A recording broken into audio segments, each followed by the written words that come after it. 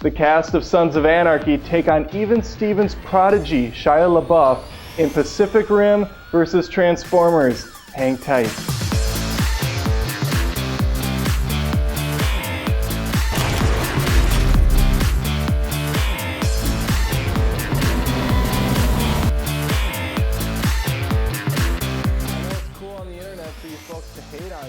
Beowulf, but come on, the kid's got screen presence. From his small roles in iRobot to his full-on films like Eagle Eye, there's no denying that even with a sketchy script, he can keep things moving forward with his charisma and his high energy. Speaking of scripts, one might see something like swinging on vines with monkeys to catch a villain and think to themselves, that is the dumbest thing I've ever read. But someone like Shia looks at that shit and says, no, I can f***ing do this. I will make this work.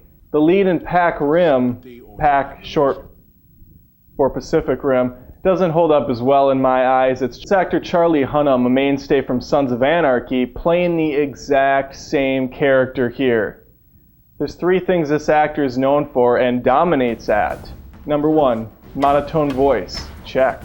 Number two, over-the-top swagger. Double check. And number three, resting his hand comfortably on his belt while he's in a standing position engaging in conversation. Triple check. Our supporting actresses are a sorry bunch as well, with, I believe, Megan Fox pulling out on top. She always pulls out on top. Yes, Megan Fox is hot and soulless, but at least her character in Transformers has a little bit of spunk to her, a little bit of a can-do attitude. Mako, on the other hand, was supposed to be this raised-up badass, learns martial arts, learns how to fend for herself, but for the majority of the film, she's Chris Pining over the lead. Granted, it is Charlie Hunnam, but still. She's good with a bow staff. I will give her that much. She's good with a wooden staff. Sexual connotation. That worked better. That worked better. In the villains department, we have the Kaiju versus the Decepticons. Is it Kaiju? I refuse to look. I haven't seen it in a while, but I'm going with Kaiju. Even though the giant monsters don't actually speak in Pac Rim, they are definitely more menacing. I mean, it's badass that Agent Smith voices Megatron, but really it could have been my dog Trix. I mean, with all the voice filters and everything applied over the top of it, you had no idea who it was. Trank, go out, pick me up a dog, let's name it Trix. You're not leaving. I'm dead serious right now. I've never been more serious about anything in my entire life. There's a ton of comedic relief in Transformers, ranging from Sam Witwicky's parents. Is it Witwicky? What a just a stupid name. Pretty much everything that's not a robot is some sort of a Looney Tunes character. But Pacific Rim has Idris Elba, Idra Islab. I don't know how to say his name. He plays some sort of a commanding officer. He tries to give a speech that rivals Independence Day, but Mr. President, if you will. The 4th of July will no longer be known as an American holiday, but as the day when the world declared in one voice, we will not go quietly into the night. Yeah. We will not vanish without a fight. We're going to live on. We're going to survive. Today, we celebrate our Independence Day.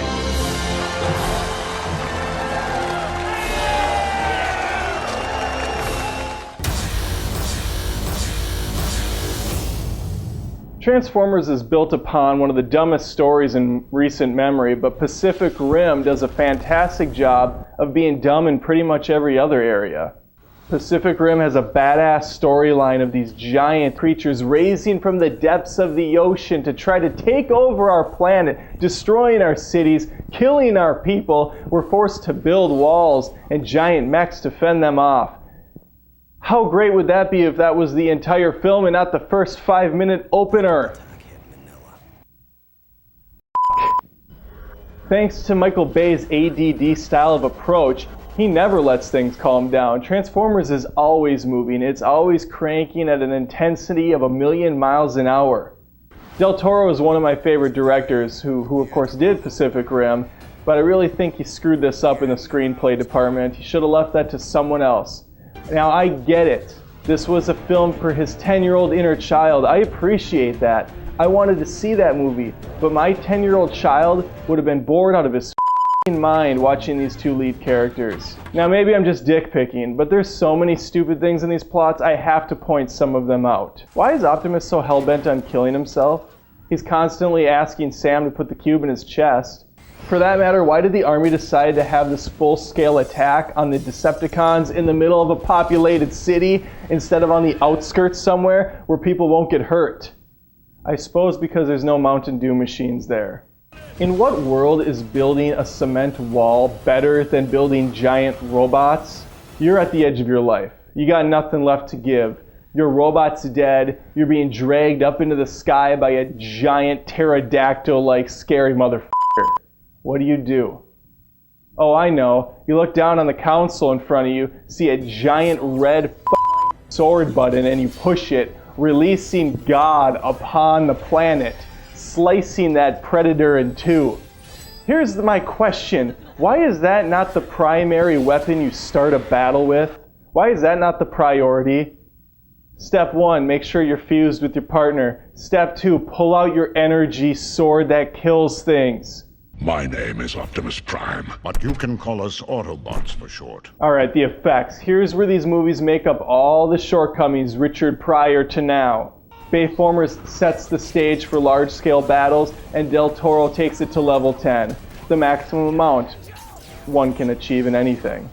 It's hard for me to say which one I like more, because although Bay films most of his action up close and uses Michael J. Fox to steady the camera, it still looks great and it works well. It brings you up there, close in the fray, in the cut, starring Meg Ryan. I think that's a movie. And you're in the passenger seat. You're along for the ride. You're screaming Bumblebee right alongside Shia. Pacific Rim is gorgeous in its fights. The neon lights from the city, everything's pretty. I'm just rhyming now for no reason. The dragging of a f***ing ship across the ground smashes a Kaiju in the face. I'm not sure why the battles always take place at night and in the rain, but I'll give him some benefit of the doubt on that one. It looked cool. Del Toro has an eye for the spectacle, and when he hits the right notes, he hits them hard. Die Hard. With a vengeance. Now I'm just saying titles of movies for no reason. In either case, it looks incredible. I have no idea what's happening 50% of the time, so I'm going with the tie. This means tie.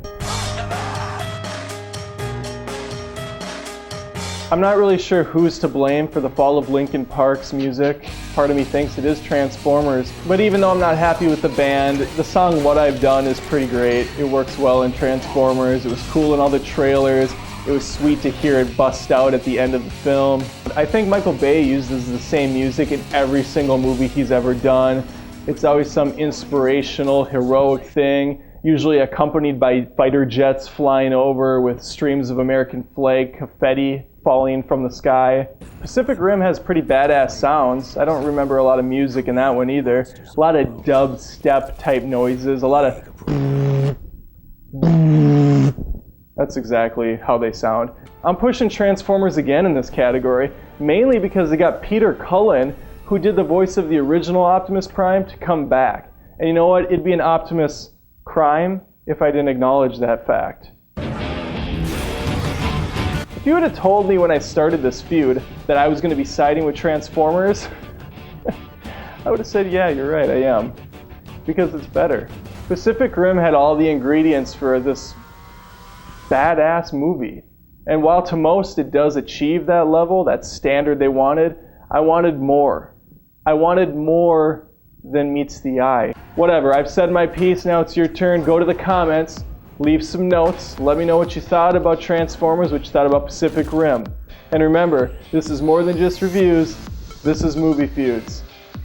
Trank, change of plans. We're naming the dog Bumblebee so I can yell out, Bumblebee!